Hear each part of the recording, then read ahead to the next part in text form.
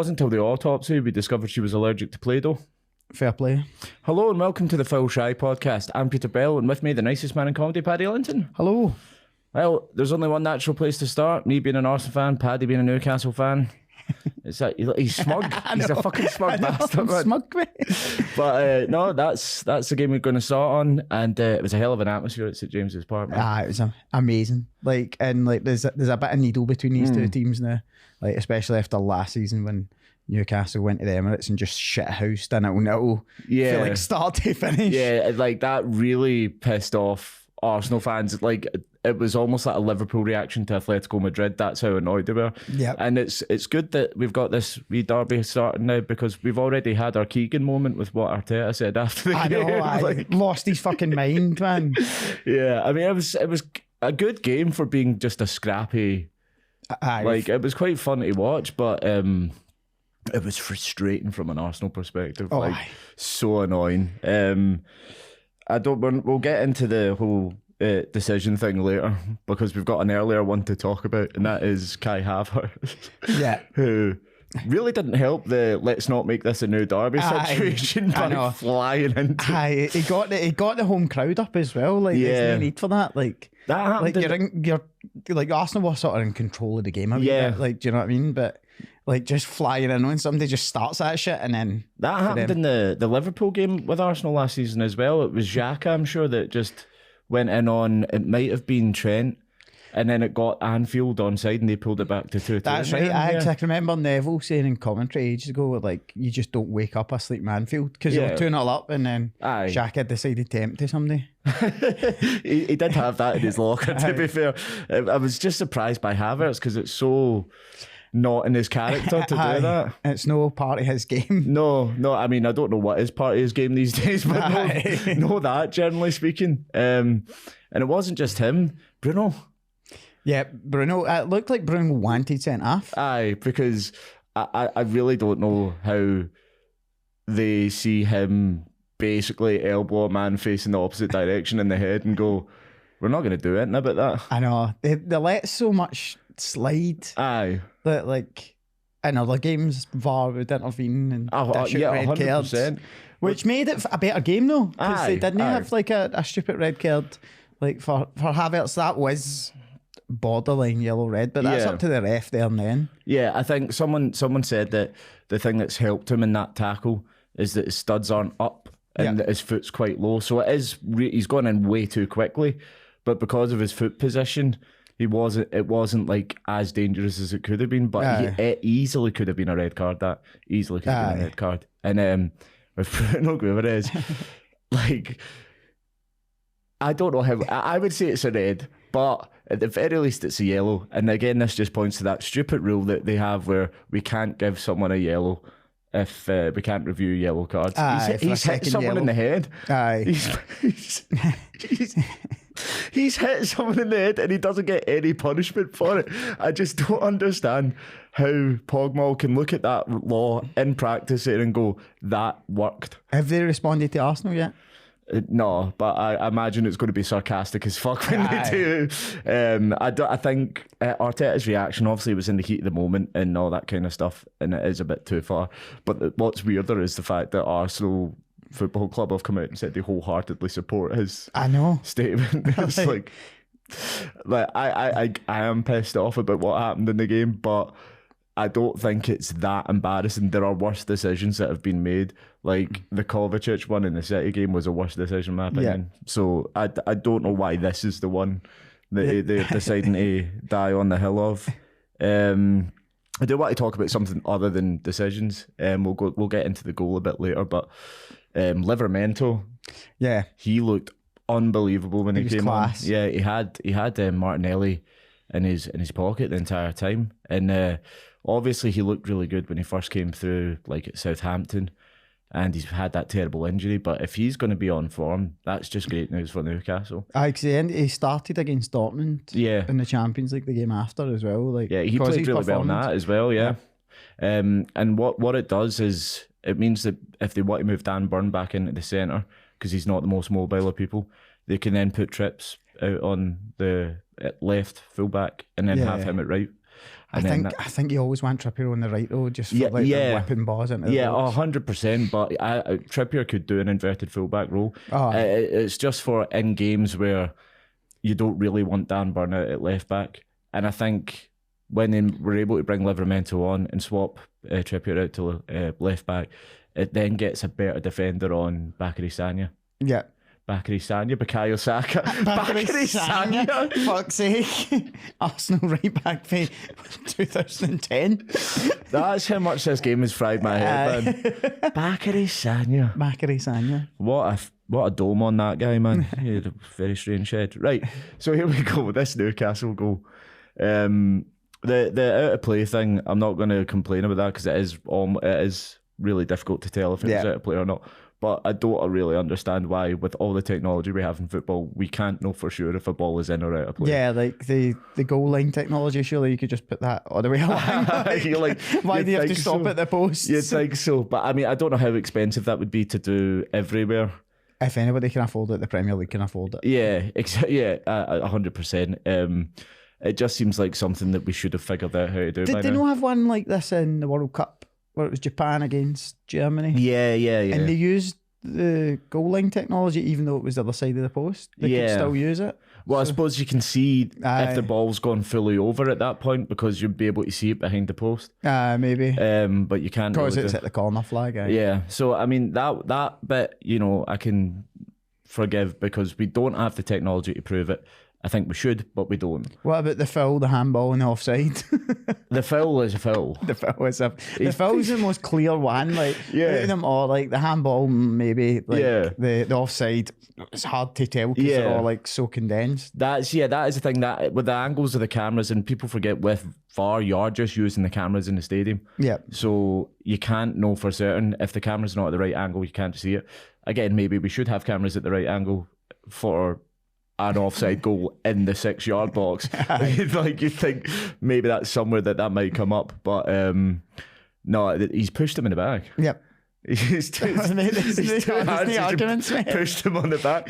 I don't understand how they've reviewed it and gone, no, that's fine.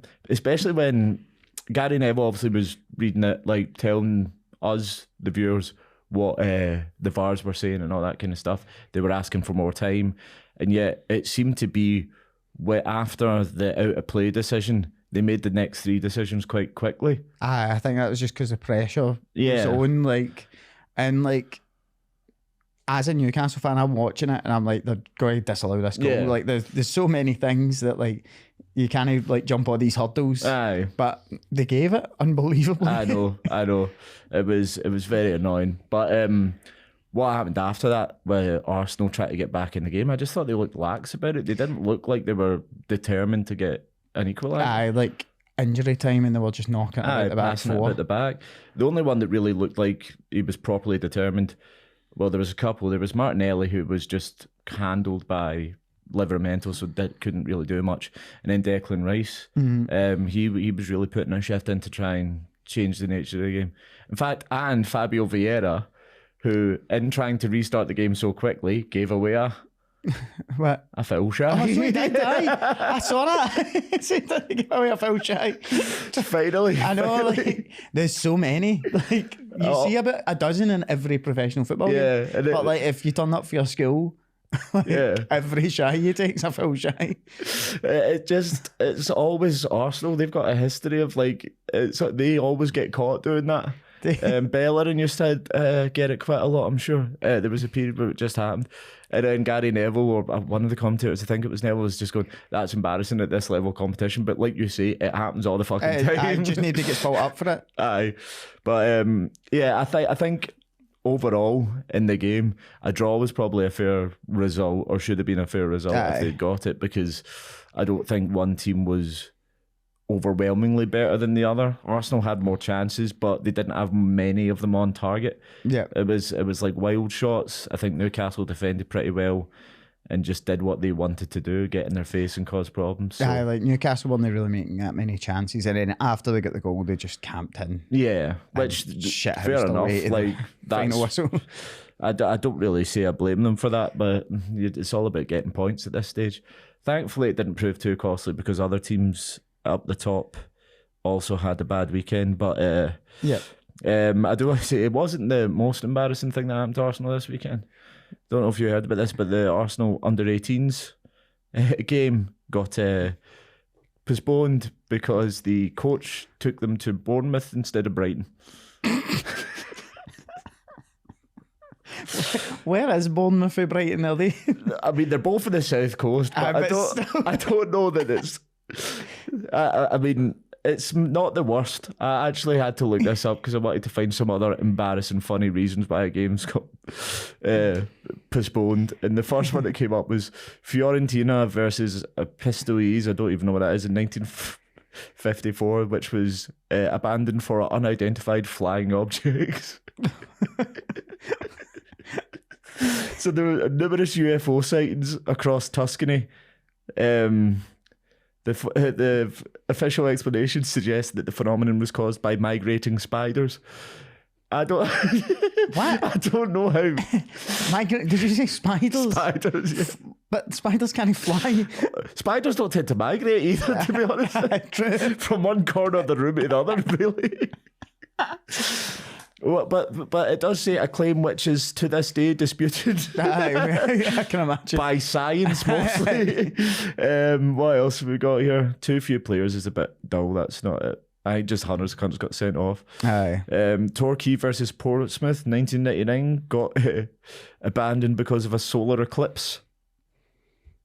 Oh, I remember the total eclipse in 1999. Because the police said... I was 30 when that happened. The police said they didn't have enough people to police both the game and the people that would be going to watch the solar eclipse. Oh, because like literally the whole country went down to like that wee tip because it was right at the bottom. Yeah, exactly. So it was the best place to see it, and apparently Britain, like, or that bit of Portsmouth was the best place in the world to watch it. So every cunt just went there. Frome Town versus Chippenham Town, which was abandoned because it clashed with a cheese festival. What? They had the cheese festival on at the same time. Yeah. That was, I believe, an FA Cup tie. So the cheese festival is bigger than the FA Cup in that part of the world. Fuck your football, there's a cheese festival on. We are a really weird country, man. We are so fucking bizarre. Right, okay. Well, that's a bit of joviality there was, to get me over that. The Man U one with the bomb scare. Oh, yeah, the fake bomb. It was Harry Maguire.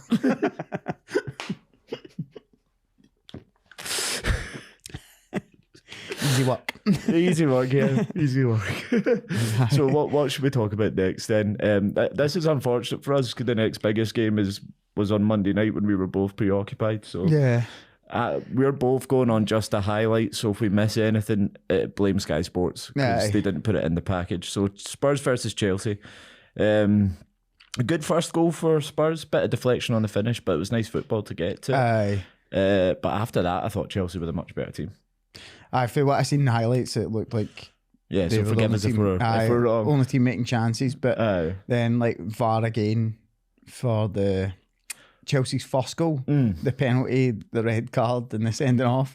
Like Caicedo scores a screamer, by the way. I know it was some goal because like it wasn't even that clear an offside. Like they made that decision really quickly, but like would they have made it that quickly if it wasn't for the red card behind it? And like, what happens if that goal goes in? It's no red card. Presumably not, no, because that's not a phase of play anymore. I think that the offside must have been based on him being in the goalkeeper's eye line, but there was quite a big gap between the goalie and the player in question. And you think about what happened with Nathan Ake in that goal standing, it's a bit bizarre. But even before that, Tottenham were playing a bit dangerously because it was Destiny Udogie went in a crazy tackle on Raheem Sterling, and if he didn't get his leg out the way of that, then he was stud showing. Like that was proper. That would have probably broke his leg. Yeah.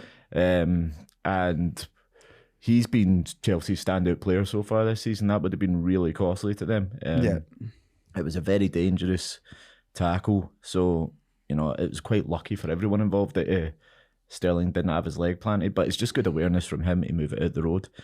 And then, so Romero, who Spurs fans keep going on about, has been the best centre back in the world. in the world. Yeah. He's not even the best centre back at Spurs, so I don't know where they're getting that idea. But he's gone for a period where he wasn't getting sent off for a while, and everyone's thinking, oh, maybe he's turned it around, maybe he just needed a good guy next to him, he wouldn't be so reckless, but there he goes and does it again. Yeah, like there was no need to follow through like that. Like no, he's cleared the ball and then just absolutely emptied the bin. And like I think he got quite lucky with an earlier tackle as well. He was a bit, but he is that kind of guy. He is kind of a jailbait player. He plays on the edge. But I thought even before the sending offs and all that happened, that Chelsea were looking like they were the better team in the game, which was surprising. I didn't see it coming, especially like at the Tottenham Hotspur Stadium. So, but they then got another guy sent off. Yep. Destiny Udogie. Rash. Yeah, and that was the second yellow. So you see, referees, you can get it right. No, we criticise them, so we have to say, well done. Well done, referees. You got it right, second yellow. And after that, the space Chelsea just had going forward. I don't know why Tottenham didn't just go all defensive and try and... Yeah, like the last two goals were the exact same. Like they're playing on the halfway line with 9 men. Aye, like because I remember watching the highlights thinking, are they showing the same goal again? Aye, it was the exact same goal twice. Because the space they had and the amount of room, the amount of time. I thought for the fourth goal, Jackson's hat-trick, it was quite a nice wee bit of skill. Unnecessary, he could have just, gone round him without it, but he just wanted to show off a little bit. And it'll do his confidence wonders to get 3 goals. But like the easiest hat trick in Premier League history, man. Like 2 tap-ins, and then like you're 1-on-1 with the keeper. Yeah, you've got 40 yards of space in front of you. And Cole Palmer scores another penalty. He actually, some of his passing that game, he looked really, really good. Yeah. Man City might be regretting giving him away at some point. Well, obviously, it didn't really affect him this weekend, but so this is Spurs' first setback with Ange. Yep. The next game is Wolves away, which isn't a gimme anymore because they've actually got their shit together, and they're going to be without their starting left back and one of their starting centre backs. Do you think they're going to be able to bounce back straight away, or do you think there might be a bit of a hangover from this? I don't know. I think that they might struggle with it, like you said, like a starting left back and a starting centre back, and then like I think like they'll do like a spell of like. No fucking winning all the time. Which I'm not totally reveling in the idea of, but... like, you've got to remember, like, apart from Man U and Liverpool, they've not really played anybody, have they? Well, Arsenal as well. No, Arsenal. But, like, all their games have been winnable games. Yeah, and I don't know. I think just because of how good those two have been, and I don't really know who their backup left back is. Yeah. I couldn't tell you. Comment, let me know, because I'm not Googling it, can't be arsed. I don't know who their backup left back is. The backup centre back's going to be Eric Dyer? I don't think he's got a squad number. I'm pretty sure I read somewhere that he's not got a squad number. Like, and people think Harry Maguire's been treated harshly. No, he's just in the canteen with a packet of Monster Munch. To be fair, that sounds alright. But no, I think it'll be tricky for them. The only benefit is that Wolves aren't necessarily the best at scoring goals, even when they are playing well. But Pedro Neto against a second choice. In fact, no, he's injured, isn't he? Yep. Oh, you'll probably be fine, Spurs. You'll probably be fine. We're going to win a league now. It'll be interesting to see how they handle a bit of adversity because they haven't had any yet. So everything's been pretty cushy for them. So this is going to cause a challenge. I think it's convenient that they've got the international break coming up, so they only need to really get through that one game. Obviously, they'll still have suspensions on the other side, but it means that it's not all instant piling up at once. Right, okay. What about City Bournemouth then? Jeremy Doku, man. Unreal. Yeah, that's an unreal performance. He was just brilliant. And did you have him in your fantasy team? No, I don't have him. Man. I had fucking Erling Haaland in the first game that he doesn't score. He didn't score against Bournemouth last season either. I don't know what it is about them that he just doesn't seem to score, but saves him off of Brighton. Yeah, that's true. But I know Doku was superb at such a young age already to be able to completely destroy a defence by yourself. It's really impressive. I'd have to say, generally speaking, Man City were like the entire first half, even before they scored, it just looked like attack versus defence the entire time. And the pace he showed, like in that 1-2 with, was it Rodri that played it back to him? I was like, Rodri's fucked that pass. Like it looks like it's going out all the time, and then just all of a sudden he's there. A bit of luck with one of his goals that took the deflection off of. I still test my memory.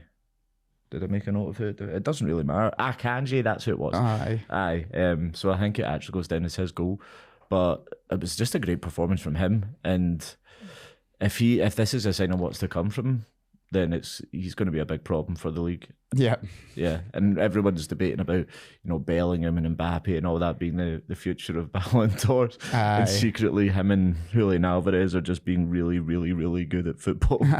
It's still early days, and there's a lot to sort of improve on, because he's still not 100% consistent yet, and there's being really, really quick and being a decent finisher, and then there's taking that to the next level like an Mbappe has, but he's got the potential to do it. It's funny how Pep always does the opposite of what everybody else is doing. So like when everybody copied his style with like no playing a striker, like the false nine thing, he goes out and signs an out number 9.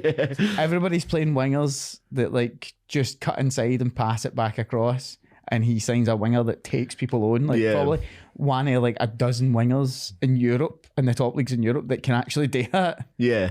I mean, like, he tied Chris Mepham up in like knots for, I think it was the second goal, where he sets up Bernardo Silva, who again is just a magnificent footballer. He's so good, man. What goal was it that he scored? But I can't remember what order it was, but the dribble and then the chipped finish, it was just... He's such prime Messi. Well, that's what Pep said. Pep compared him to Messi. Yeah. And you don't really get a higher compliment than the man who basically formed Messi into the player he is, saying, you remind me of him. So, I mean, he's just an excellent footballer. And I know people do talk about him, and he does get a lot of respect, but he kind of still flies under the radar because he's in the same team as Haaland and De Bruyne and stuff like that. But as an actual technical footballer, there can't be many better in the world than him right now. He's just amazing, and he can do anything. Pep's played him at left back, and he's been outstanding. He's played him at defensive midfield. He's done the job. It's just like, put him in goals. To be fair, Ederson could do that job in the midfield anyway. So they probably Ederson's could phenomenal, man. Swap them about. His passing is incredible, man. He's just ridiculous. Second half, actually, Bournemouth came out quite like a rock up their arse. They looked like, they're going to try and make a game of this. Got one goal, and then that just pissed City off. Poked the bear. It was a decent goal from them, but it was never going to change the game. I don't know if there is anything else to talk about. Oh yeah, that was Man City's 22nd consecutive home victory. That's amazing. And they do that in a place known as the Empty-Head. Like so the atmosphere. What's happening there? Like, how are they doing that? Oh yeah, because they're a really good football team. They've got the best manager in the world. They've got best striker in the budget in the world. Best midfielder in the world. Arguably the best defender in the world, and arguably the best goalkeeper in the world. Yeah, that'll be how they do it. Now on to the biggest shock of the weekend. Luton Liverpool. I thought you were going to say Man United winning. It's like, what? We'll get on to that later. Luton Liverpool. Yeah, at the start of this game, obviously he ended up missing a couple of chances that he really shouldn't have. But I was thinking, Andy Carroll's looking good, isn't he? He was like in the build up, because in the Carabao Cup he scored us an absolute screamer, and like he's been looking fantastic. And then he just went back to good old Andy again, and like started skying everything. Like on his sitter is like a fucking 6.5 now.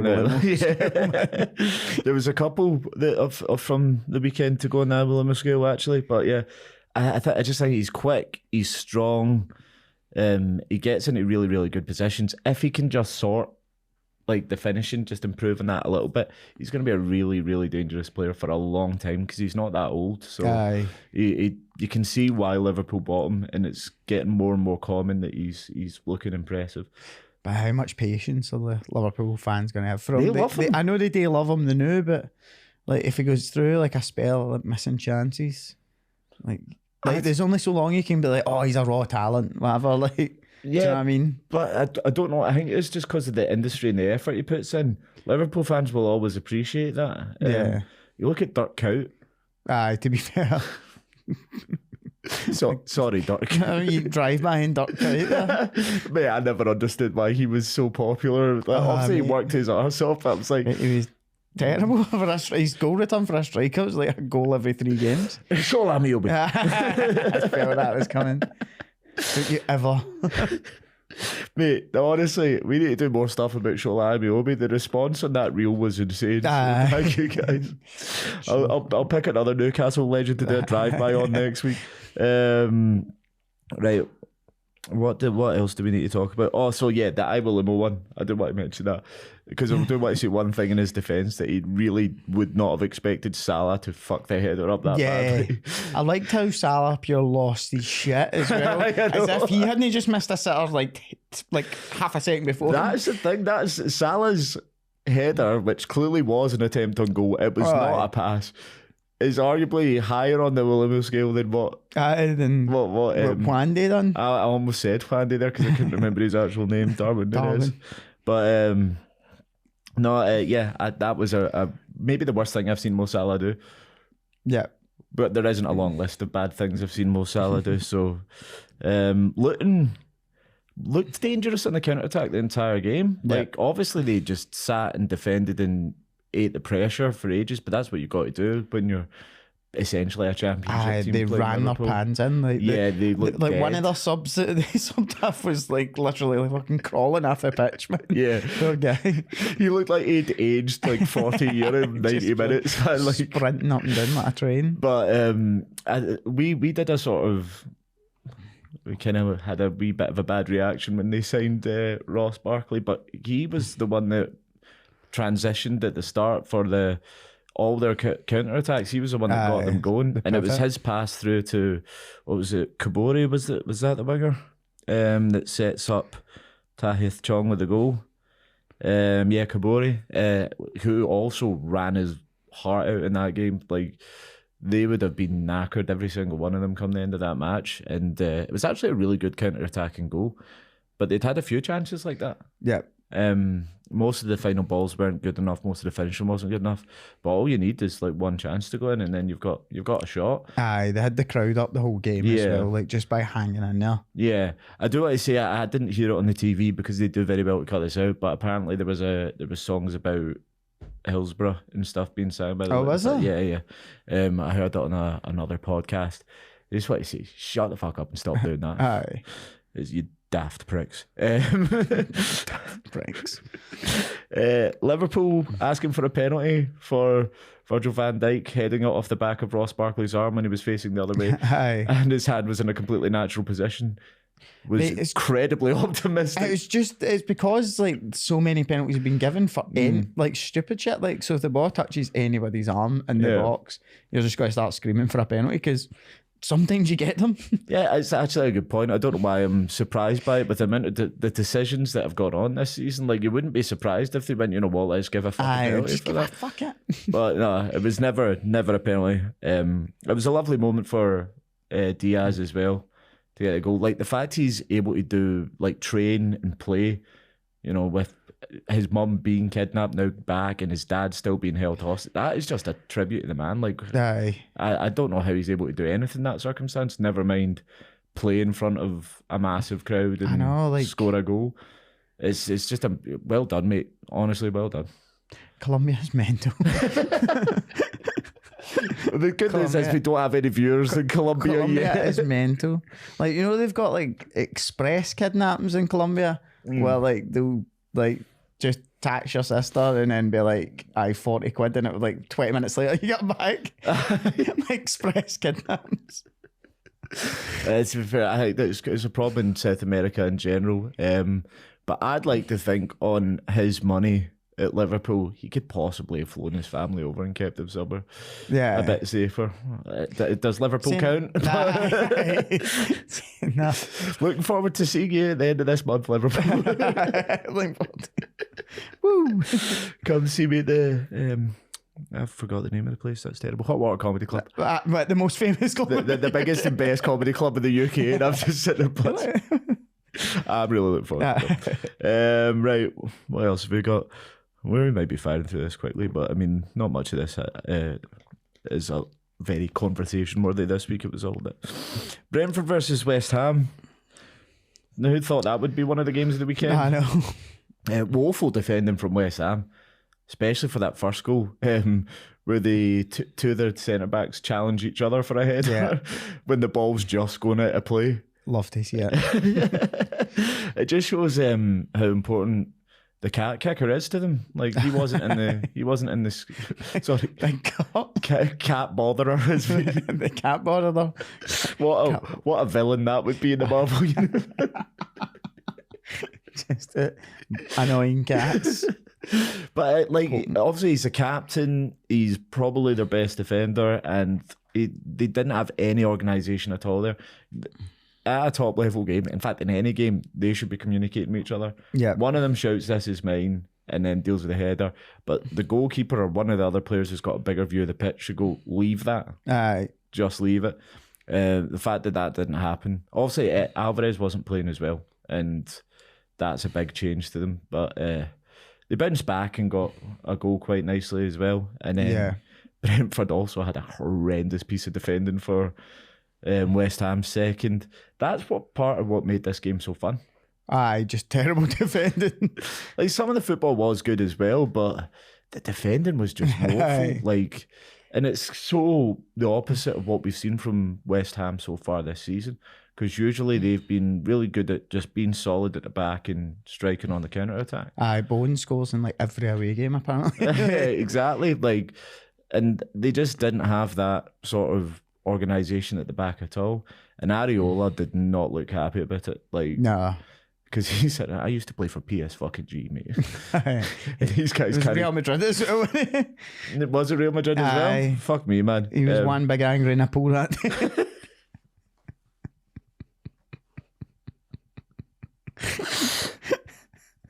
Okay.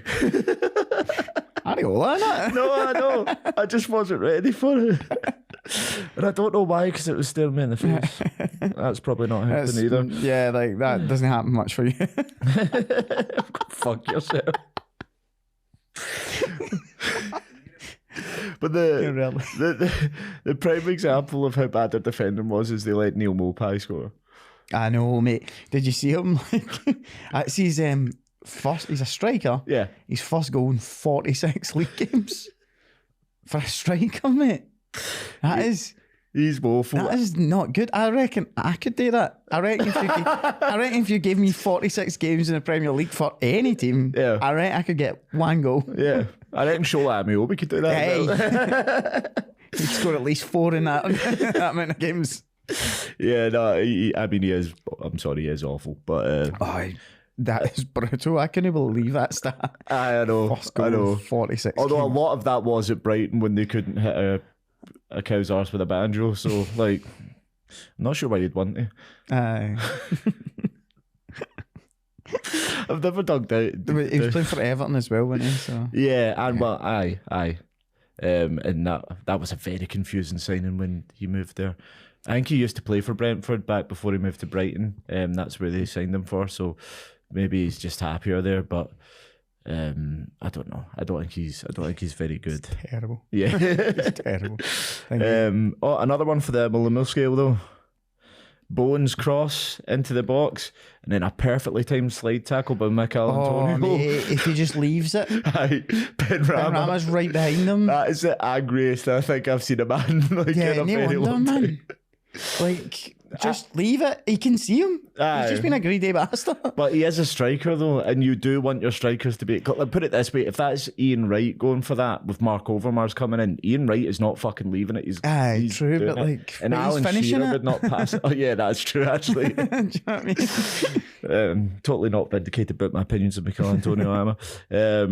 I do think he has to go for it, though, as a striker. Like, because say if Ben Rama does get there and fluff his lines...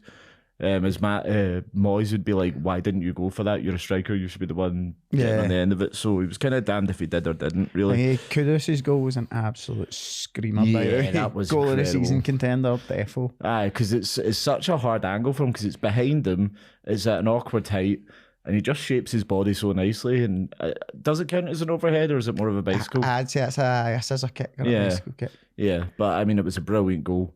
Because he put it exactly where it had to be in order to prevent the goalkeeper getting near it. He looks a great signing. So I think he could be a big player for them this season. And potentially, he'll just get moved on at the end of the season. Someone will come in for him. Although we thought that about Paqueta, and he's still there. So who knows? If West Ham have a good season, maybe threaten to get into Conference League or something like that, it might be enough to keep him there. Because they've got a minority shareholder there now, but he's like, it's incredibly rich. And I think his plan is to take it over eventually from, is it Gold that's still alive, or is it Sullivan? Oh, I don't know, man. One of them. His plan is to take it over from... For some reason I was thinking of Gilbert and Sullivan. Where have they got to take this? Gold and Sullivan. I don't know which one started. They look the same as well, don't they? Gilbert and Sullivan. To explain the Bubbles song, I suppose. But I think his plan's to take it over. And, you know, they've got an incredible stadium. They've got a pretty... Stadium? It's a good, like, it's a big stadium, but it's kind of shit. Well, it's getting its own... The fans are warming to it. Everybody's, like, enjoying it now. But, like, it's always, like, 75% full max. And, like, it just... Atmosphere's terrible. It's like Hampden, but worse. Because it's just a big circle, man. I suppose, but I think it's getting better and better with time. And the more memories they create there, the more that's going to happen. You know, a stadium is basically... How good a stadium is the history that's made there. And I just think with West Ham, they have it in them to become a really successful, decent team. Yeah. If they've got, like, rich enough owners. Because they're in London, so that will attract players. Players will be happy to go and live in London. If they get into European football, they've got that. They're already doing quite well, and they're an established Premier League team. So with that stadium, even if we don't think it has the best atmosphere, if you're just a player out on the outside looking at clubs to move to in England, you're going to look at that and go, holy fuck, this is the Olympic Stadium or whatever it was. You've got to take that or like Brentford. Exactly. So it's a very good... They've got a very good setup to potentially have future success there at West Ham. And London's domination of like English football, just having that many top tier teams that will just stay there is just going to go out of control. I suppose it is by far not be the biggest city, but I think West Ham probably feel slightly hard done to in that game because I don't think they deserve to lose, but if you defend like that, you probably You're going to lose. So now we can go on to what is potentially a bigger shock. the Fulham Man United game, sorry. It took me a few watches to understand why McTominay's goal was ruled out, but I think I got it in the end. So if Maguire isn't there challenging the defender, he might have got there to block the ball back across. I think the defender can't get to it because Maguire's gone for it. Yeah. So like it means that he's interfering with play. He's interfering with play. He's not passive or whatever. It's just a shame for McTominay. The goal machine. Yeah, who could have gone even further ahead in that, but in their goal scoring ranks. But I think it was the right decision to rule it out. And then Maguire, he had a hell of an eventful game. Mate, poor guy. Like, how do you manage to concuss Harry Maguire? Twice. Exactly. Twice.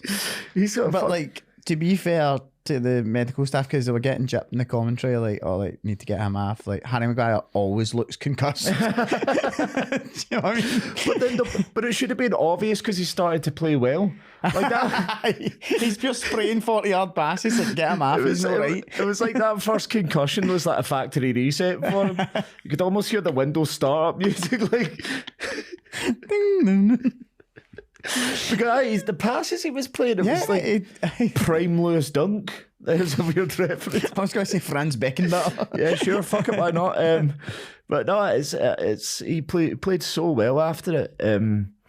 But the fact they had a second head collision and the referee had to go, right, no, you need to come and have a look at him. Yeah. See, at that point, see, when he was looking bewildered. He should be taken off the pitch, man. Yeah, he was looking at the bench pure bewildered as if to be like, gonna get me off. I know. And they didn't. Like, fuck you, mate. Look, just because I think they were so reliant on him in that game. Like, he was playing so well. It's mad how, like, things change in football so rapidly that you would rather have a concussed Harry Maguire than Raphael Varane, who was arguably the best centre-back in the world 4 years ago. Yeah, he's won the World Cup, he's won like 4 Champions Leagues or something like that. You want a concussed? Nah, slap he'd, mate. Big concussed Harry Maguire, that would do me. Yeah, it was... my inclination is that he should have been subbed off, and if the referee is that concerned about it, he should have forced it. Yeah. It's with all the things we're seeing now with former players constantly ended up with serious conditions off the back of this. And I know obviously you want to win the game, the player obviously wants to stay on the park and all that kind of stuff, but this is more important than that, you know. Yeah. And he did look sparkled and he should have been taken off, in my opinion. Generally speaking, it was quite another mediocre performance from United. Aye, I think see if they would have dropped points there, I think that Ten Hag would have had his sort of like hashtag Ole out moment because publicly trashing Rashford for having a birthday. Like, it wasn't his fault. His birthday was on Sunday. Do you know what I mean? Like, I think a good manager would not entertain that shit. Like, if you're asked, like, oh, would you think of this cunt being out on Sunday night? Just be like, I'm not here to talk about that. Like, just sweep it under the carpet like a good manager. But no, he was like, no, it's a disgrace, and then drops him for the match day squad saying he's no fit. Yeah. Oh, but I think he's Man United. He's made the guy that fed millions of hungry kids. But he's made a rod for his own back with this because he's started the precedent of, I'm a disciplinarian, I'll call people out when they're not doing the right thing, in my opinion.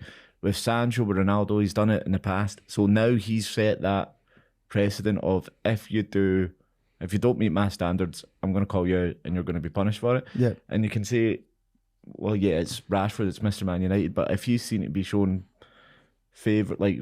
having favourites and letting some people away with shit, that's going to cause even more discontent in what is an already shaky changing room, so dressing room, even changing room. I took on Ronaldo in one. Yeah. I took on Sancho. Well, Sancho's a wee gimp, man, anyway. Is that your professional opinion, Pat? Gimp, anyway. Sancho is a gimp. Sancho's a wee gimp, anyway. Hashtag Sancho as a gimp, please get that trending. He's set the precedent and he has to do that now. And I think, like you said, with this result, potentially with the Copenhagen result as well, it's papering over cracks, really. If they had lost those 2 games, there is a good chance he'd be gone. But he won them, and people go, well, at least he's won them, but it's 1-0 dodgy results. Fulham were 100% in that game and probably didn't deserve to lose it. And Copenhagen very well could have equalised with a penalty in the last minutes in that match. So it's not like looking good for them. No, it's a mess, mate. Yeah. Like, and it's for the last 10 years now since Fergie retired. Because like what they need is a long-term rebuild. But because it's Manchester United, they always look for short-term solutions by jizzing 200 million in a transfer window on fucking numpties. Yeah. Like Ten Hag said in an interview that none of these players can play the Ajax way. So you signed most of them for the Dutch league. Like, some of them from Ajax. What are you talking about, mate? Yeah, and a lot of off the stuff pitch is not helped with them as well. But yeah, it's not a good time at Manchester United. And Fernandes, it was a good finish from him, but he's ran hot and cold as well. And he looks pure petulant as fuck. He is, like, he would do your tits in. But I think I heard it might have been Flex talking about this, and he said that he's the kind of player that when he plays for you fucking love, because he's a wee brat to everyone else, and because he comes up with goals and stuff like that. But you just can't stand him if it's kind of like Luis Suarez, but less racist and bitey. So less racist and bitey. Well, Suarez was both racist and bitey. He was. That was his famous thing. Onana made a couple of saves, but he managed to make some rather easy saves look incredibly more complicated. The way you said Onana there, it was like you just remembered you had a grandmother. You went, Onana. I don't, Patrick. Onana. God rest our soul. There's a couple of saves where he's made very dramatic acrobatic movements, and it's like, just catch that, mate, it's fine. Mate, there was a few like shots that went wide where he's made these pure dramatic dives at the ball, and you're like it's like pure Hollywood saves. Like, why are you trying to get a 40? Trying to be seen to do something, you know. It's pish. But he kept clean sheets, and he didn't do that for a ball that's 2 feet away and miss it. So 2 feet's probably an exaggeration.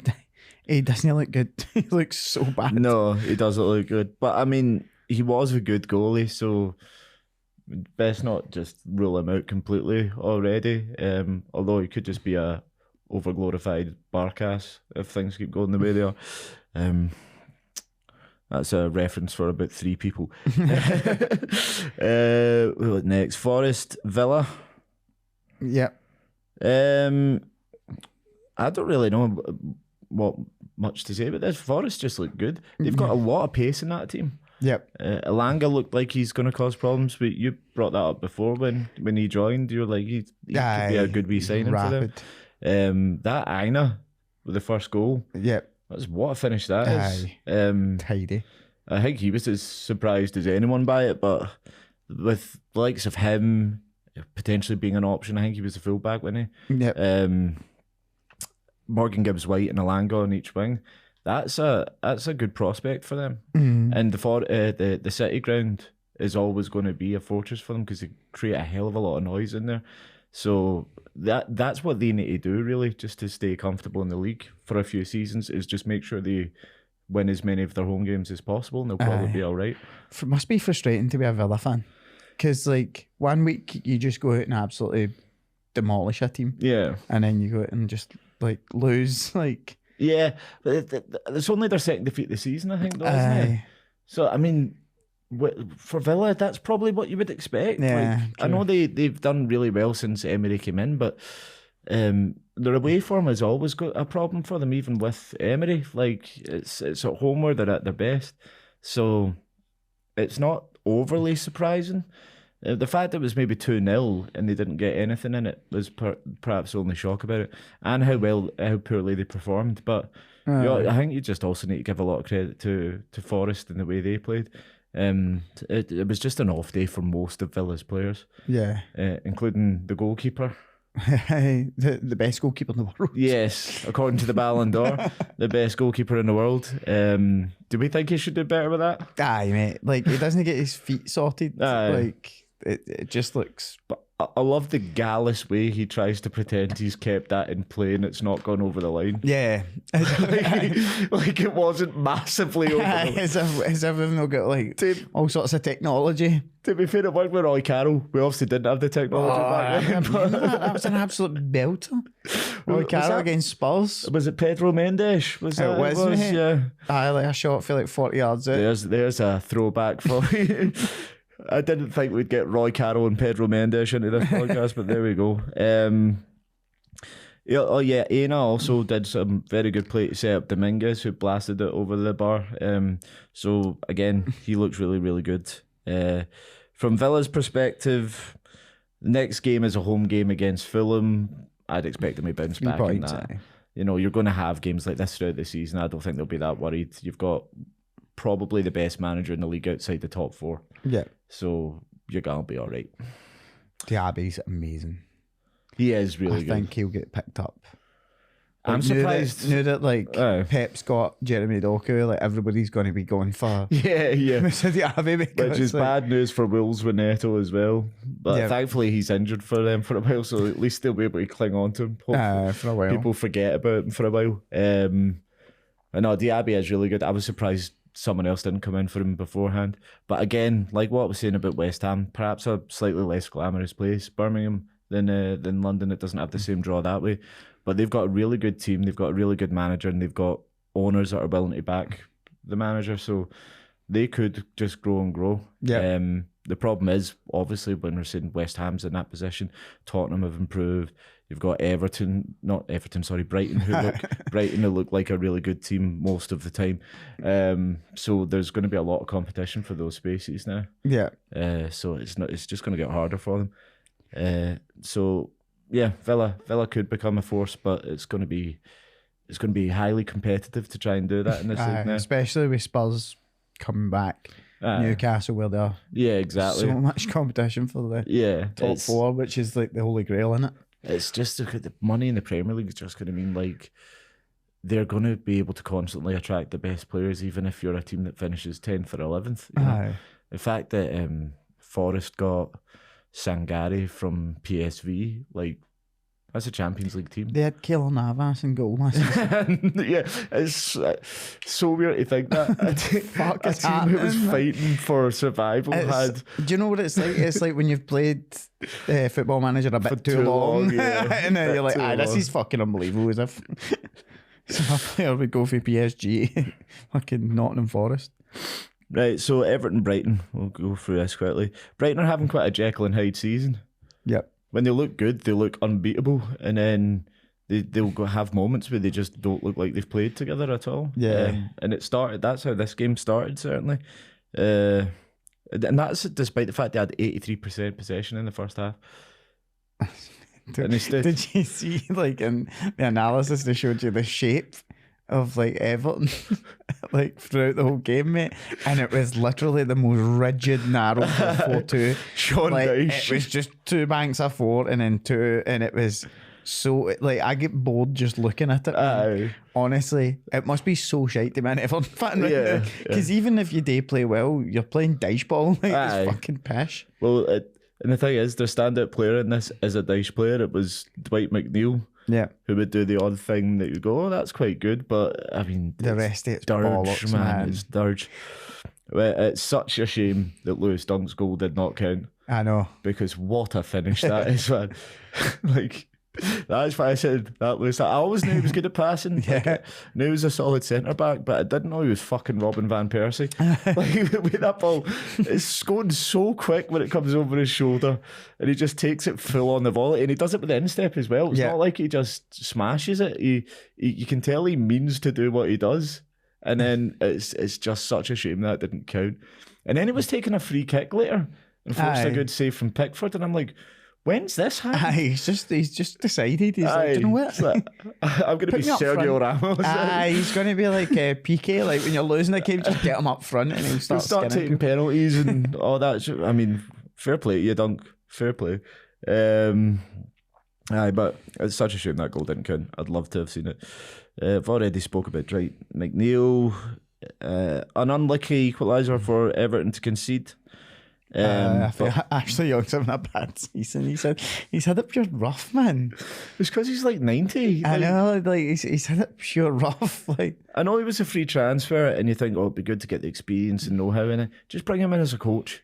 Like, yeah, because he gets sent off in the derby, doesn't he? Yeah, and he gets shredded. Like in multiple games, he's been getting shredded. To be fair to him, he was up against Matoma, which is a difficult challenge for even a really good young fullback. And once again, he's the person that picks Brighton up and gets them back and does what they need them to do. Remember that time I bird shot in his mouth? Yeah. Poor guy, man. He's had it tight. It's just the way you said that, like we were both there. I was just saying, like, remember, like he's shouting at something. Bird shot. Directly in his mouth in front of millions of people. Yeah. I'm starting to feel sorry for the guy, to be honest. I don't know how you'd live that down. Also, I'd imagine it'd be quite difficult to shift the taste of birdshite. Oh, mate. There's no amount of look away in sport that will sort that out, man. I was going to go with Listerine, but yeah, sure. Look at why would I have Listerine on the side of a football pitch? I would have gone home. So a bird shat in my mouth. I'm not continuing with work. Match abandoned, boys. Sorry, if I'm on my way to the office and a bird shits in my mouth, I'm going home. I'm phoning my boss and saying I'm not turning up today, lad. A bird's just shat in my mouth. And he'd be like, "What's her name?" No. Wait. Oh, speaking of birds, got a fun fact about Brighton. So do you know how Brighton are called the Seagulls? Yes. Up until 1975, they were actually called the Dolphins. Because they have dolphins off the coast of Brighton, and they're the dolphin on their badge. And in 1975, they're playing an away game against Crystal Palace. Aye. And Crystal Palace are the Eagles. So Crystal Palace were 1-0, and they were all chanting Eagles. And then Brighton scored 2 to go 2-1 up, and the Brighton fans started chanting Seagulls back at them, and they changed the fucking badge because they were like, "That was such good battle, let's change the fucking badge." Is that why that's such a derby? Like, just aye, that's it. Aye, that's one piece of sassy chanting by Brighton. A fucking rivalry is born. The avian rivalry. Well done. Well done, Brighton, you weirdos. Okay, we'll wrap through. How long we got left, mate? I don't want to take the piss. 4 minutes. Okay. Nice. Well, the next 2 games are dull anyway, so we'll wrap through these quite quickly. Burnley Palace. Burnley were by far and away the better team. Yeah. And Palace counter-attacked twice and won. Yeah. We said it again so many times, but Burnley just playing well is not good enough. I think this really showed the difference between naivety in the Premier League in one dugout and then experience and wisdom of the old owl in the other. Yeah. Because Roy just knows how to win football matches when he needs to. He knows how to dig in and just play. It was very old Crystal Palace, that kind of performance and result. Just being like hard to break down and catching a counter. Yeah, and they've got the players to do it. They've got the pace to do it. I had Burnley to finish bottom of the league and looking likely. It's looking good, yeah. I think I had them only just surviving. You scoffed at me. Well, yeah, because I didn't think anyone would finish below Luton. We'll see if that comes to fruition, but Roy just gets the win, and Burnley look like they're in trouble. Even though they play really good football, it's just not gonna pan out for them in the league. Yeah. Sheffield versus Wolves. Christ, this was dull. I mean, oh my God. Wolves looked better for the majority of the first half, but again, they just don't score goals. Yeah. And then Sheffield came out in the second half, looked a lot sharper. Cameron Archer had a brilliant attempt. You saying the blades came out and looked a lot sharper? I did not mean that, no, but there you go. Accidental pun. But no, they looked really good. Cameron Archer had a really good long distance shot that just went over the bar, and then obviously scores that absolute rocket. Mm-hmm. Because the temptation is, when you're in that kind of position, you've got grass in front of you, just to keep going, try and get as close to goal as possible. But because he takes the shot so early, no one's got time to react. He just smacks it. Just smacks it in. It's a brilliant finish from him. Did Wolves score? Yeah, they did. Who scored for them? In fact, who cares? I want to talk about the penalty. That's never a penalty. I know. Never a penalty. And I don't think it should merit crying about from Fabio Silva. You know, I think shit happens. Just Luis Diaz doesn't have his dad at the moment, and you're crying over the fact you gave a penalty away against Sheffield United. But no, it was never a penalty, and although it looked like a really good finish, he scuffed that penalty as well. He never meant to do that. He's just gone up and leathered that as hard as he could. I think because of all the other decisions over the weekend, it kind of got overshadowed. Like, that would have been a big talking point. Yeah, absolutely. Any other week, and poor Gary O'Neill, because this is happening to Wolves all the time. Yeah. And last week he was like, "I'm just done talking to the referees," and then the first thing he said was how you spoke to the referee after the game. Stick to your guns, Gary. Come on, just come out and fucking go mental. Just the Arteta, just come out and go mental. Exactly. That's how you have a breakdown. I think Wolves will feel like rightly aggrieved by that because they were the better team and it was a complete nonsense decision. But it's the Premier League and that's what happens now. So we can done talking about that because it was pish. It was a game I resented having to watch. Same. And on that cheery note, we're going to fuck off. So it's goodbye from Patrick. Goodbye. And goodbye from me. Stay fresh, cheese bags.